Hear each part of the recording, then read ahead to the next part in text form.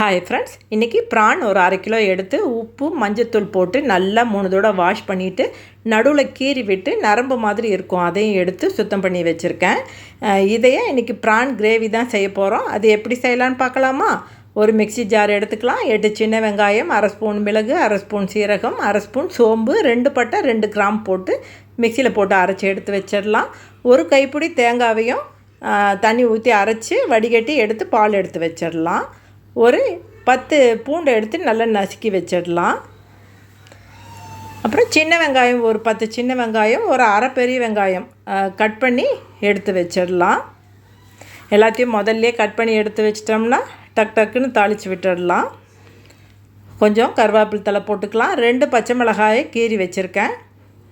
ஒரு 2 ஸ்பூன் எண்ணெய் ஊற்றிக்கலாம். கடுகு, கடலைப்பருப்பு, உளுத்தம்பருப்பு போட்டுடலாம். சீரகம் 1/2 ஸ்பூன் போட்டிருக்கேன். தட்டி வச்ச பூண்டை போட்டுடலாம். வெட்டி வச்ச வெங்காயத்தையும் போட்டு நல்லா வதக்கி விடலாம். வெங்காயம் நல்லா ஒரு பொன்னிறமாக வர வரைக்கும் நல்லா வதக்கிட்டு 1 ஸ்பூன் இஞ்சி பூண்டு பேஸ்ட் போட்டு அதையும் நல்லா வதக்கி விடலாம். அரைச்சி வச்ச அந்த விழுதையும் போட்டு ஒரு அரை ஸ்பூன் அளவுக்கு மஞ்சத்தூள், 1 ஸ்பூன் காஷ்மீர் மிளகாய் தூள், 1 ஸ்பூன் கொத்தமல்லி தூள், வீட்டில் அரைச்ச சிக்கன் தூள். இது நான் 2 ஸ்பூன் போட்டிருக்கேன். நீங்கள் கடையில் வாங்கின சிக்கன் தூளாக இருந்தால் உங்கள் காரத்துக்கு தகுந்தபடி 1 ஸ்பூனு இல்லை 1.5 ஸ்பூன் உங்கள் இஷ்டத்துக்கு போட்டுக்கோங்க. அரைச்சி வச்ச தக்காளி ஒரு 3 தக்காளி எடுத்து மிக்சியில் அரைச்சி வச்சுருந்தேன். அதையும் அதிலே போட்டு தேவையான அளவுக்கு உப்பு போட்டு நல்லா பச்சை வாசனை போகிற வரைக்கும் நல்லா சுண்டை வதக்கிடலாம். ப்ரானுக்கும் கொஞ்சம் புளிப்பு தேவை, அதனால தான் 3 தக்காளி போட்டிருக்கேன். நல்லா வதங்கினோடனே ப்ரானையும் போட்டுக்கலாம். இந்த மசாலா வதங்கிறதுக்கு ஒரு மொத்தமாக 5 நிமிஷம். ப்ரான் போட்டு வேகிறதுக்கு ஒரு 5 மினிட்ஸ் போதும். ஓவர் குக்கு இருந்தால் நல்லா இருக்காது, ஒரு மாதிரி ரப்பர் மாதிரி ஆகிடும்.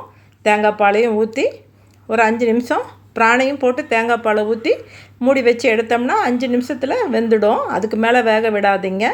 நல்லா கொதி வந்தோடனே கொத்தமல்லி தலையும் தூவி நல்லா கிளறி விட்டு எடுத்து இன்னொரு பாத்திரத்தில் மாற்றிடலாம். ஏன்னா இரும்பு பாத்திரத்தில் ரொம்ப நேரம் வைக்கக்கூடாது, உடனே பாத்திரத்துக்கு மாற்றிடணும்.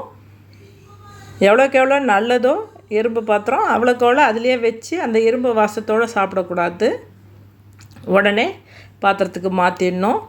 ஒரு தட்டு எடுத்துக்கலாம். சாதம் பரிமாறிக்கலாம். ப்ரான் கிரேவியும் வச்சுக்கலாம். ரசம் வச்சுக்கலாம்.